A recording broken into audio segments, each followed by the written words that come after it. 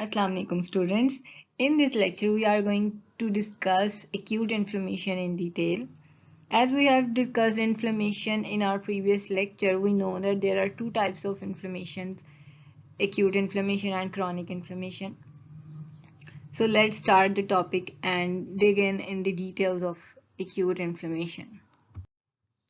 In our previous lecture we have discussed that acute inflammation's onset is very rapid and its duration is very short also. Some specific features like the cells involved in the inflammation, we have also discussed that.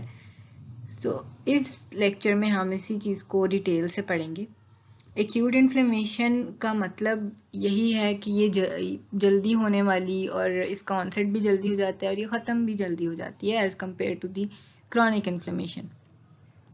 इसमें अब जब भी ये process start होता है acute inflammation का, तो सबसे पहले जो चेंजेस आती हैं वो उस एरिया की जो वेसल्स हैं उनमें चेंजेस आती हैं. अल्ट्रेशंस अगर in the vascular calibre, vessels के जो डायमीटर होते हैं वो चेंज हो जाता है and that leads to increase in blood flow. की वजह से ब्लड फ्लो भी इंक्रीज हो जाता है ब्लड वेसल्स में. इसके अलावा स्ट्रक्चरल चेंजेस भी आती हैं हमारे माइक्रोवेस्कुलेचर में, यानी दी कैपिलरीज सप्लाइंग दैट एरिया, और उसकी वजह से फिर वहाँ पर उस एरिया में प्लाज्मा प्रोटीन्स और जो हमारे वाइट ब्लड सेल्स हैं, ल्यूकोसाइट्स हैं, वो हमारी सर्कुलेशन को छोड़कर बाहर आ सकते हैं सराउंडिंग में, और उसकी वजह से फिर मज़ीद चेंजेस प्रोसेस इंक्रीज होता है. Immigration of the leukocytes from microcirculation, their accumulation is the focus of injury and their activation to eliminate the offending agent. तो ल्यूकोसाइट्स का जो है माइक्रो सर्कुलेशन से निकल कर अपने वेसल से निकल कर बाहर आने का मकसद यही होता है कि वो जो ऑफेंडिंग एजेंट जो एंटर हुआ है उस जगह पर, उसको वो वहाँ से एलिमिनेट कर सकें, निकाल सकें.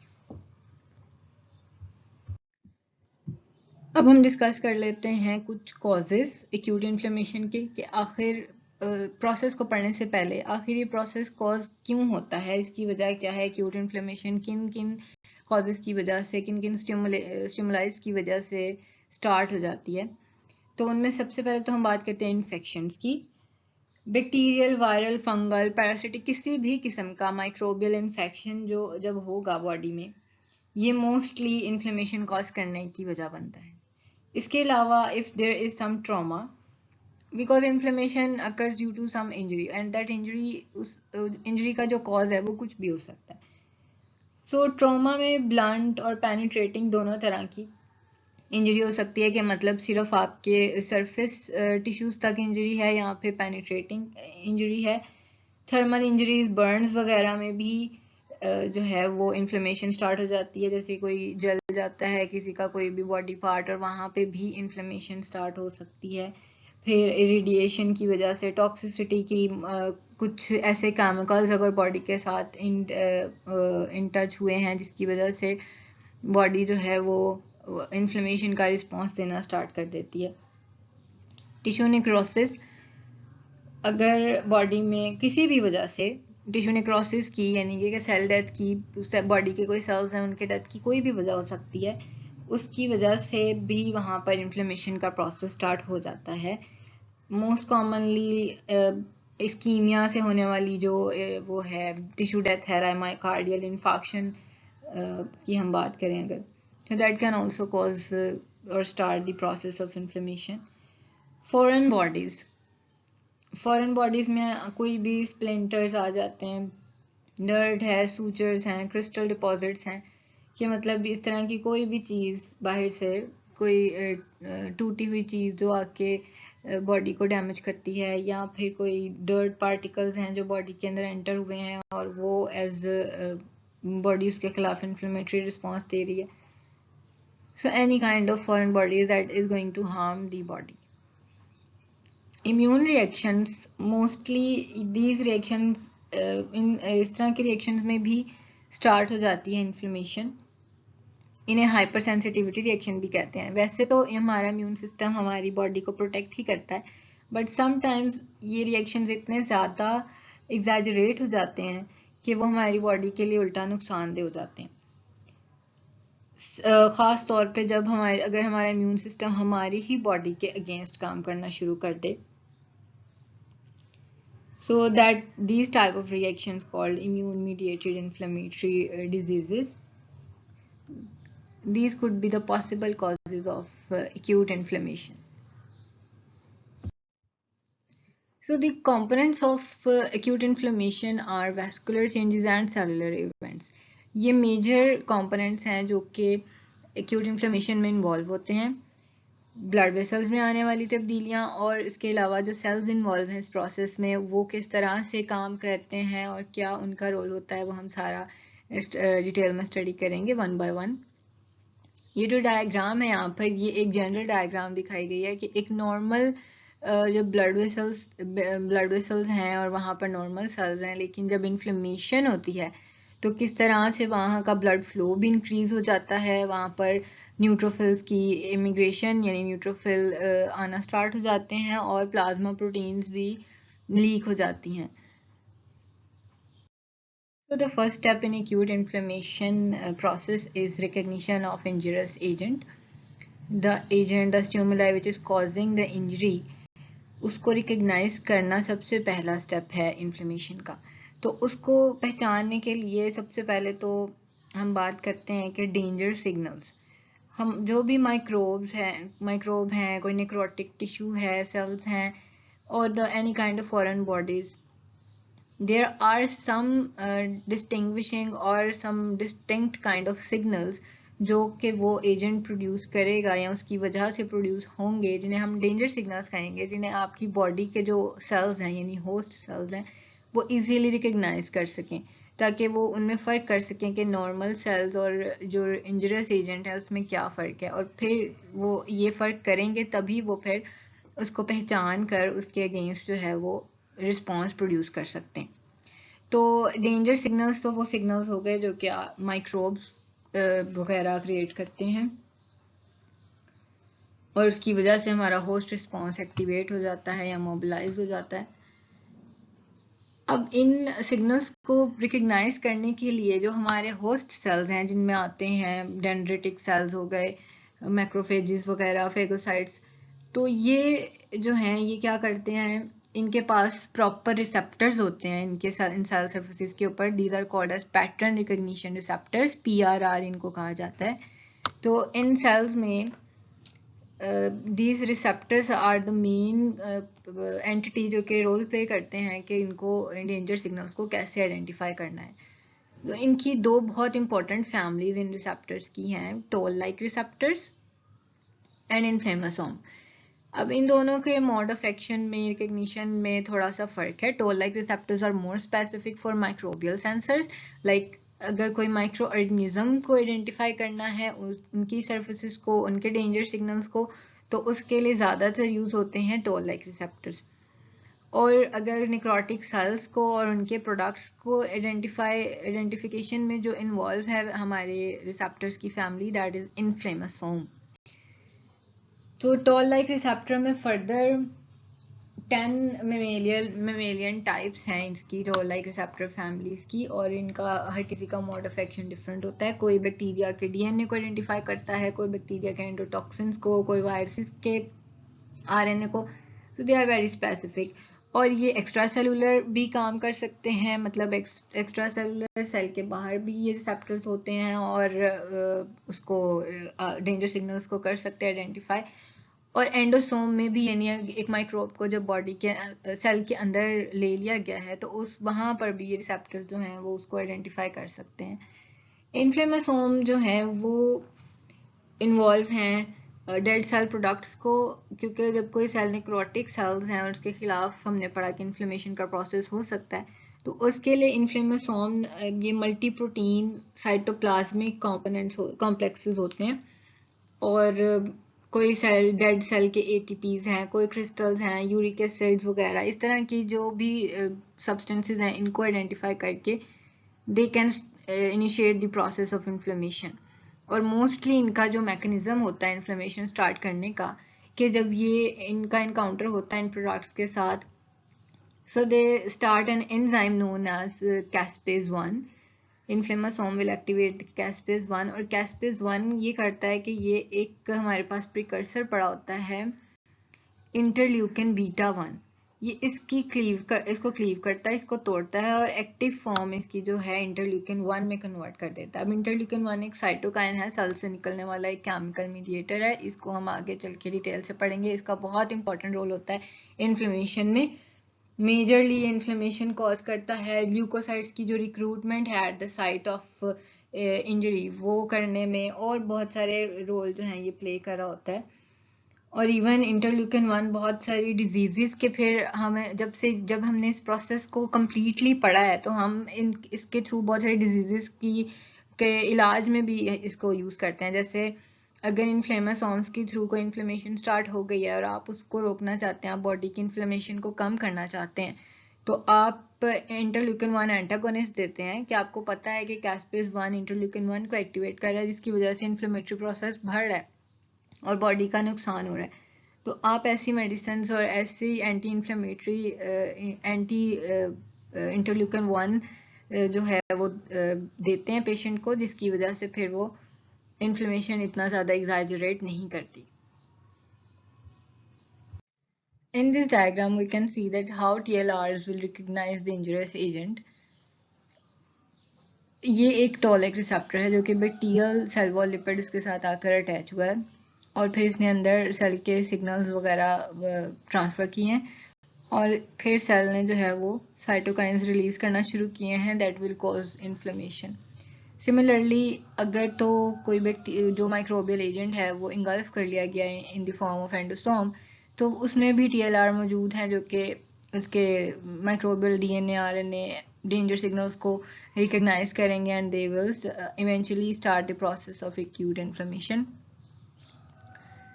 इन डायग्राम बी हम देख सकते हैं कि इन्फ्लेमासोम जो है वो एक इन्फ्लेमासोम NLRP3 के नाम से ये किसी बैक्टीरिया का ATP आकर अटैच हुआ है, या फिर हम किसी डेड सेल प्रोडक्ट की बात कर लेते हैं, यूरिक एसिड क्रिस्टल था।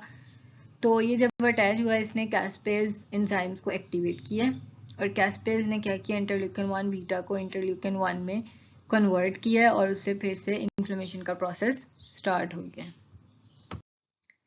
एक्यूट इन्फ्लेमेशन में होने वाली वैस्कुलर चेंजेस वो मेन चेंजेस होती हैं जिनसे ये प्रोसेस स्टार्ट होता है। It's the main component of acute inflammation. तो सबसे पहले जो है वो एक ट्रांजिएंट वैसोकंस्ट्रिक्शन, यानी थोड़ी सी देर के लिए for some seconds blood vessels जो हैं उस एरिया की जहाँ इन्फ्लेमेशन हो रही है वो कंस्ट्रिक्ट करती हैं। There is a transient vasoconstriction and then followed by arteriolar vasodilation. के कंस्ट्रिक्शन के बाद बहुत चंद सेकंड्स के लिए फिर आपकी जो ब्लड वेसल्स की है वो वेसोडाइलेशन हो जाएगी, वो डायलेट करेंगी, फैल जाएंगी। इसकी वजह से ब्लड फ्लो बहुत ज़्यादा इंक्रीज होता है ब्लड वेसल्स में, और the sudden increase in the blood flow causes redness and warmth at the site of the inflammation. तो जो आपने पीछे कार्डिनल साइंस पढ़े थे, कैलर, Andrew, bird, redness and warmth, वो इसी वजह से होते हैं।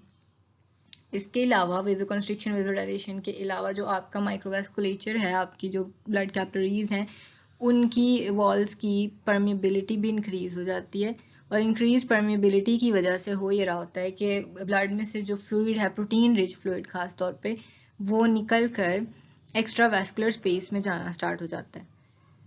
अब इसकी वजह से स्टेसिस का फिनोमेना देखने में आता है। What is stasis?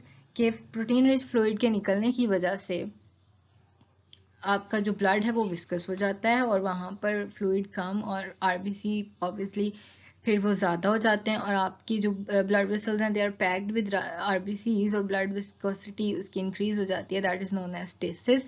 और जो सर्कुलेटिंग फ्लो है ब्लड का वो भी स्लो हो जाता है ब्लड फ्लो इंक्रीज होने, उसके ब्लड विस्कस होने की वजह से।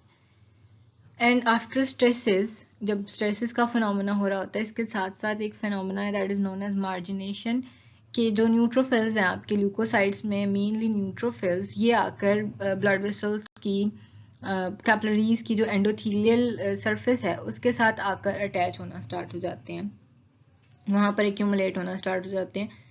सो this process is known as margination. One of the main effects of increased vascular permeability is exudate formation.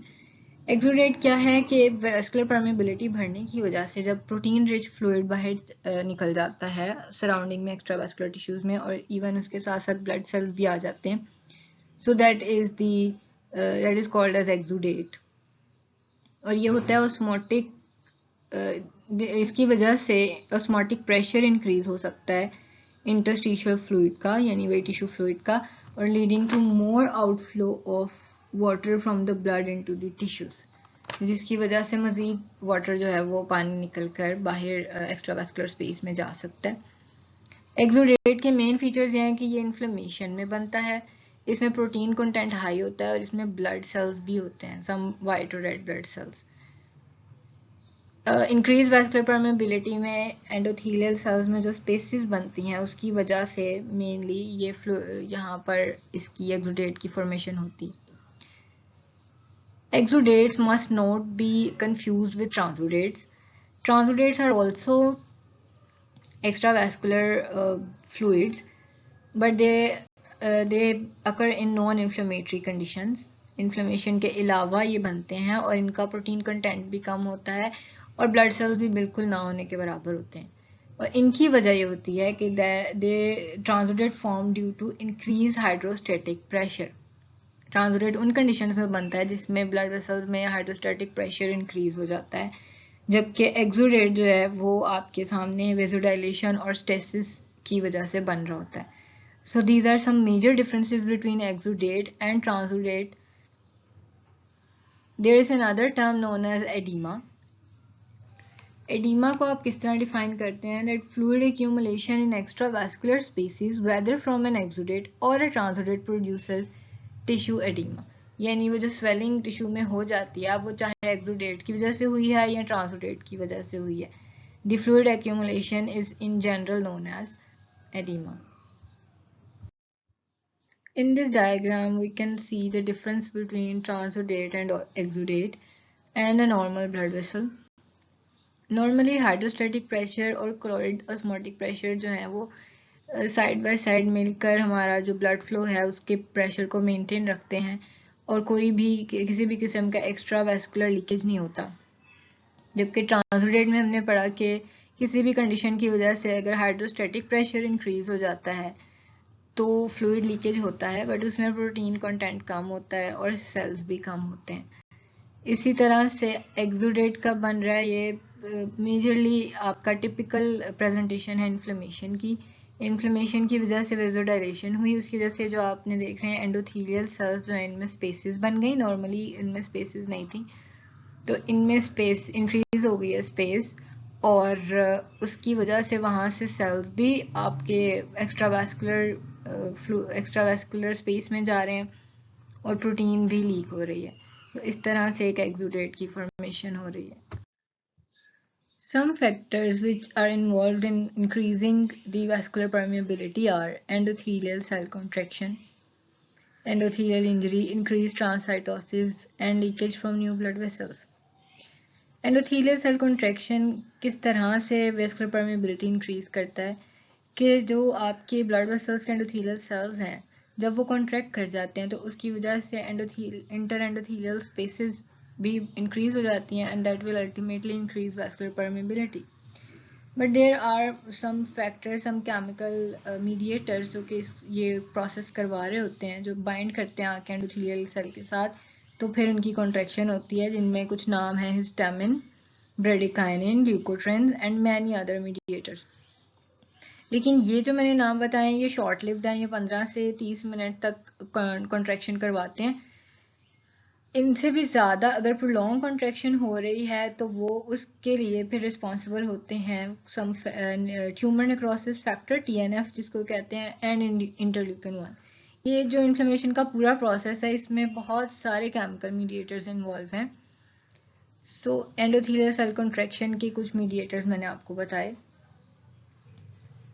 TNF और इंटरल्यूकिन 1 जो है ये प्रोलॉन्ग्ड कॉन्ट्रैक्शन करवाता है, 24 घंटे तक जो है वो उनकी कॉन्ट्रैक्शन हो सकती है, पर जितनी ज़्यादा देर कॉन्ट्रैक्शन रहेगी वेस्कुलर परमेबिलिटी इंक्रीज रहेगी and the process of inflammation will exaggerate. The second factor that can cause increased vascular permeability is endothelial injury. अब एंडोथेलियल इंजरी की भी बहुत सारी कॉजेज हो सकती हैं। कुछ कॉजेज तो डायरेक्ट इंजरी है कि जो बर्न्स की वजह से, जलने की वजह से, या कोई केमिकल इंजरी हुई है, कोई केमिकल सब्सटेंस गिरा था उसकी वजह से जो वेसल्स हैं उनकी डायरेक्ट इंजरी होगी उनके एंडोथेलियम की। और कुछ इन्फेक्शंस लाइक बैक्टीरियल और माइक्रोबियल इन्फेक्शंस की वजह से भी एंडोथेलियल सेल्स इंजर हो सकते हैं। इसके अलावा बैक्टीरियल टॉक्सिन्स हो गए, फिर रेडियो एक्टिव रेज हैं, एक्सरेज हैं। So there are multiple reasons of endothelial injury that will ultimately cause increased vascular permeability. What is increased transcytosis? के जो आपने पीछे पढ़ा है कि वही प्रोटीन कंटेंट निकलना स्टार्ट हो जाता है वेसल्स में से, उन गैप्स में से।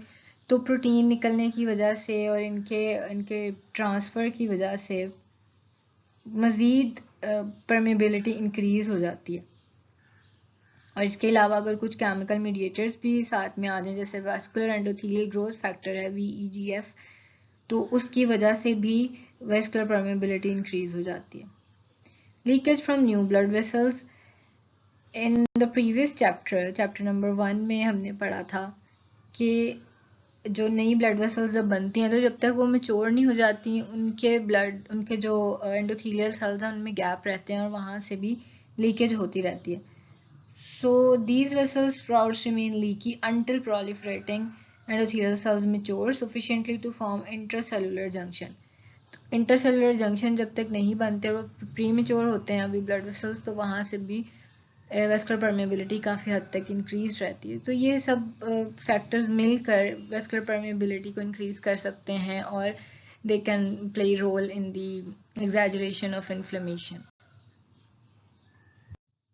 इन दिस होल प्रोसेस जिसमें हमने ब्लड वेसल्स और वेस्कुलर चेंजेस की बात की हैं, सो लिम्फेटिक वेसल्स भी कुछ ना कुछ रोल प्ले कर रही होती हैं। जैसे कि लिम्फ फ्लो इंक्रीज हो जाता है क्योंकि जब एडिमा होता है due to the exudate formation, तो उसको ख़त्म करने के लिए हमारा जो टिश्यू फ्लूइड है जिसे लिम्फ कहते हैं उसका फ्लो इंक्रीज हो जाता है ताकि एडिमा को ड्रेन किया जाए उस जगह से। लेकिन कभी कभार इट वर्सन्स द कंडीशन। वो किस तरह से कि वो जो एजेंट है वहाँ पर, ऑफेंडिंग एजेंट, कोई भी माइक्रोब है, वायरस है, उस लिम्फ फ्लो इंक्रीज होने की वजह से उसकी डिसएमिनेशन स्टार्ट हो जाती है, यानी वो उसको फैलाना स्टार्ट कर देता है बॉडी के बाकी पार्ट्स में। वो लिम्फ जिधर भी जाएगा वो उसमें माइक्रोब्स को अपने साथ फ्लो करके ले जाएगा।